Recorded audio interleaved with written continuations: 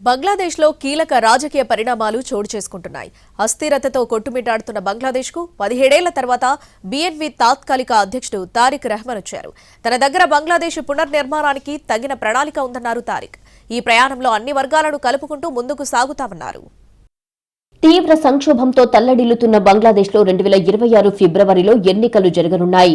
ఈ తరుణంలో బంగ్లాదేశ్కు బీఎన్పీ నేత తారిక్ రెహమాన్ వచ్చారు. 17 ఏళ్ల తర్వాత ఢాకా చేరిన తారిక్కు పెద్ద ఎత్తున ప్రజలు స్వాగతం పలికారు. తమ అభిమాన నేతను చూసేందుకు దాదాపు 10 లక్షల మంది అభిమానులు, పార్టీ కార్యకర్తలు రోడ్లపైకి వచ్చారు. ఈ సందర్భంగా పార్టీ మద్దతుదారులను ఉద్దేశించి తారిక్ ప్రసంగించారు. మెరుగైన బంగ్లాదేశ్ను నిర్మించేందుకు తన వద్ద ప్లాన్ ఉందని వెల్లడించారు. కలిసికట్టుగా దానిని నిర్మించుకుందామని పిలుపునిచ్చారు. ఈ సందర్భంగా తన తల్లి, మాజీ ప్రధాని ఖలీదా జియా అనారోగ్యం గురించి ప్రస్తావించారు. 1971లో ఒకసారి, మళ్లీ 2024 జులైలో మరోసారి స్వాతంత్రాన్ని సాధించుకున్నామన్నారు తారిక్. మెరుగైన బంగ్లాదేశ్ నిర్మించేందుకు, శాంతిని తీసుకొచ్చేందుకు బీఎన్పీ అవిశ్రాంతంగా పనిచేస్తుంది.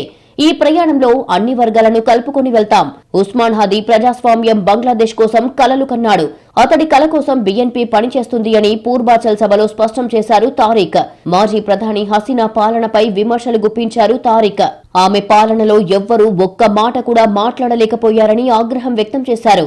ప్రస్తుతం ఢాకాలో చికిత్స పొందుతోన్న తన తల్లి ఖలీదా జియా గురించి మాట్లాడుతూ తన మనసంతా ఆమె వద్దే ఉందని అన్నారు.